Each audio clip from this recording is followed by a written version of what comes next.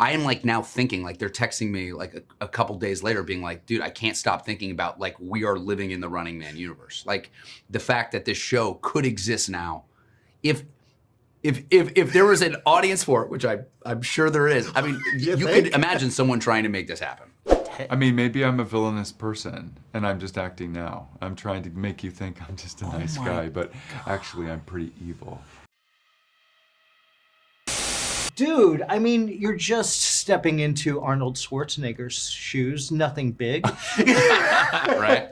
How did you approach this character? Because there's so much stuff in here that we're going through now in a lot of ways. What was it like for you to kind of do that? Well, I think that's what makes this movie so great is that it's not just that you're not just going, hey, we're going to show you some action for 2 hours. Like this really, the Stephen King's book, The Running Man, you wrote it in 1982. We're here, it said it in 2025. We're here in 2025. And it's like everything that he wrote about is happening. And it's kind of crazy that it's happening like right now when we're experiencing it. I mean, in terms of like how we receive news, like the deep fake elements, like the AI elements, like, you know, sort of our relationship with power. It's all happening. And so I think this movie is unbelievably entertaining, and like my friends, I just love the way my friends talk about it because I got to show it to them the other night, and they were like, that's the most wild, intense, like unique action movie I've ever seen. They loved it, but they were like, I am like now thinking, like they're texting me like a couple days later being like, dude, I can't stop thinking about like we are living in the Running Man universe. Like the fact that this show could exist now. If there was an audience for it, which I'm sure there is. I mean, you could imagine someone trying to make this happen.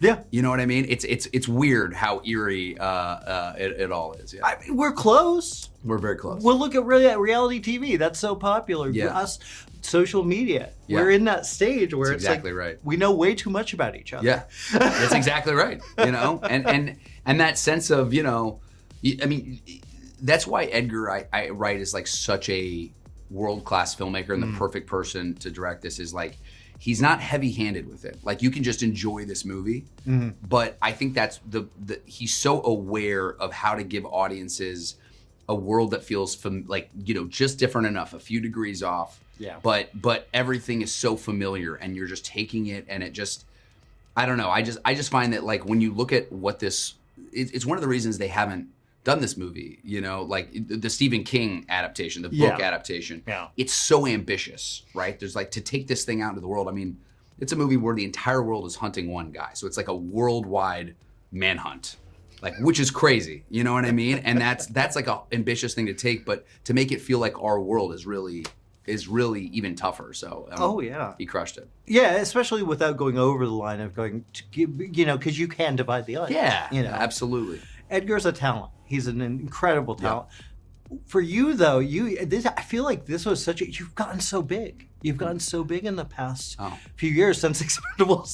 Since Expendables, man. Yeah, I know, it's crazy. I mean, why do you have a path? Do you know where you're going next?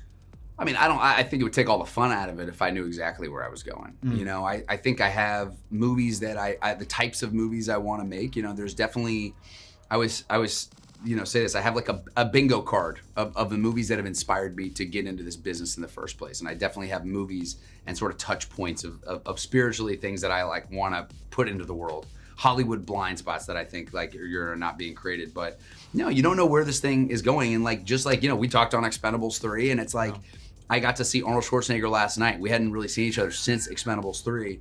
And I remember when I was going to that big set piece, the YVA set piece, I'm walking down the hall in Bulgaria, and there's a picture of Arnold and I on the wall. And it was so weird to just kind of feel like that time jump of, you know, just putting in the work. And I got to occupy a set with some of the biggest legends of all time, and to be out in front of this one myself it's surreal. It's crazy. Dude, I mean, congratulations. Oh, thank you so much. Such a nice guy. So I'm watching this movie, I'm like, where's Lee? You are so good at the villain, at taking on a kind of role, but this is not I mean, maybe I'm a villainous person and I'm just acting now. I'm trying to make you think I'm just a nice guy, but actually I'm pretty evil. I think you're right. And once I get my mask on, I can do all my dirty deeds. It frees you up. You could get that mask on. You can do it.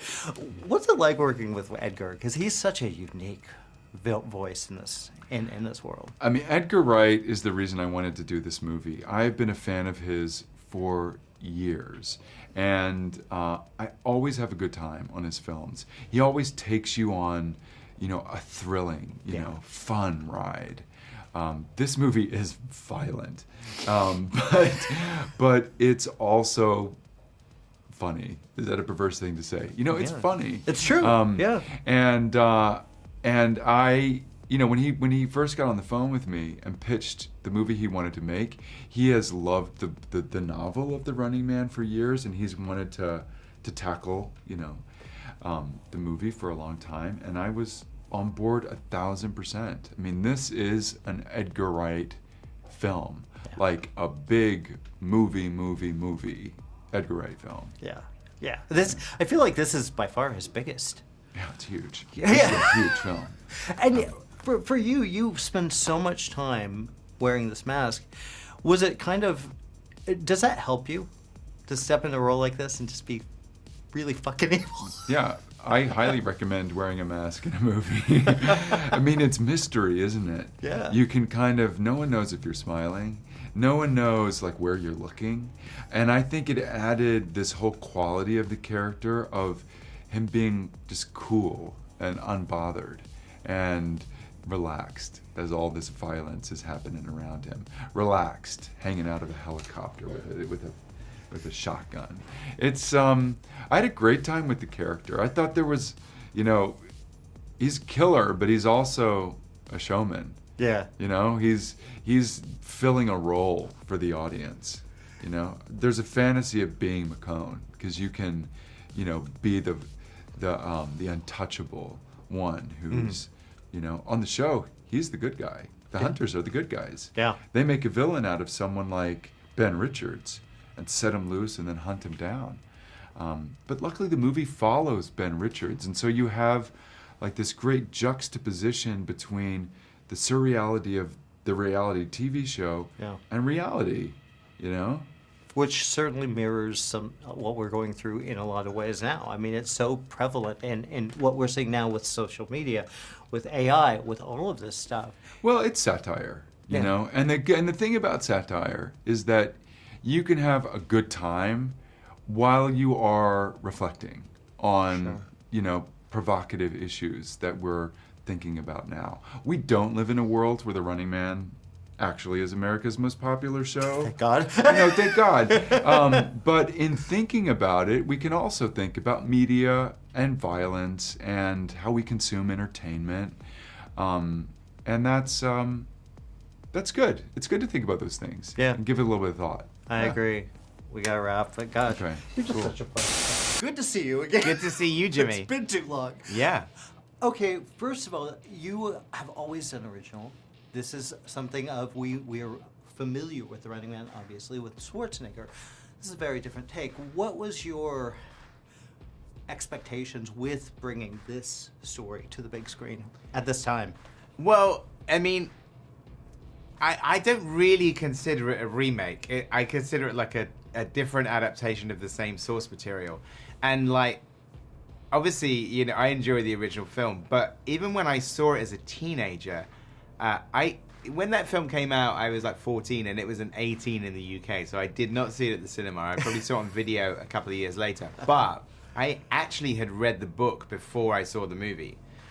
I was a Stephen King fan. I started reading Stephen King when I was probably 12 years old. And I had read the original Running Man novel, which he published under the pseudonym Richard Bachman. Yeah. And if you've read that book, you know that it's wildly different to the 1987 film. Yeah. So in my head, especially as I start to make movies, not only, when you read books, you start to make the movie in your head.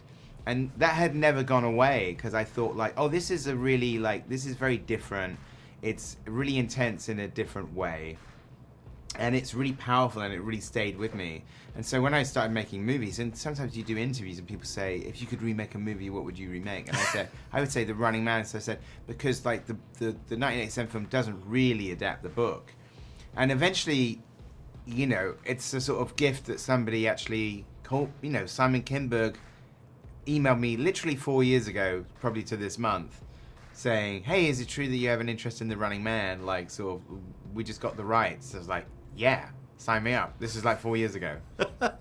And well, I mean, perfect timing. Just in the way the world is, it's so, there's so much here, which Well, sci-fi does well. Yeah, you're aware of what year the book was set in? No, I'm not. Okay, this is absolutely true. So, the Richard Bachman, because obviously Stephen King wrote the book under his pseudonym Richard Bachman. Yes. Written in 1972, published in 1982 under Richard Bachman. The cover of the original paperback says, "Welcome to the year 2025, where the best men don't run for president, they run for their lives. The Running Man, Richard Bachman." That is the cover of the book. You put it with this. Cut to it now. That's good. Anyway, so the book is set in 2025.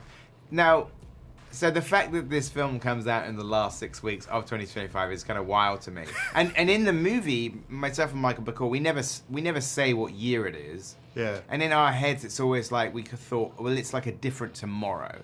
It's in the very near future. Mm-hmm. It's a slightly alternate reality. But there's not, you know, there's obviously some technology that's more advanced, but no technology that doesn't actually exist, you know. Mm-hmm. Oh, yeah. So, and if anything, our vision of the future is that some things have become more advanced and everything else has regressed, you know? Yeah, absolutely, absolutely. Well, you also, I mean, you found the right guy, I think. With what was it like finding him, and how did you know he would fit so well in this? Well, I had met Glenn a couple of years before. I had seen like Top Gun Maverick a little while before it actually came out, because they'd finished that movie quite a long time before it got released. Yeah. And I was a fan of him in the Richard Linklater films. And then when his name came up for this, I immediately said, he's the guy. Because I think the thing that's really important about the Ben Richards in this movie, and this is straight from the novel, is that he is a guy that walks in off the street. He's not an established kind of like action hero in the movie. Yeah. And he's not like a trained killer or a superhero or like a cop. He's like an out of work construction worker who, you know, he's going to the network building out of desperation. His daughter is sick. Him and his wife are struggling to provide.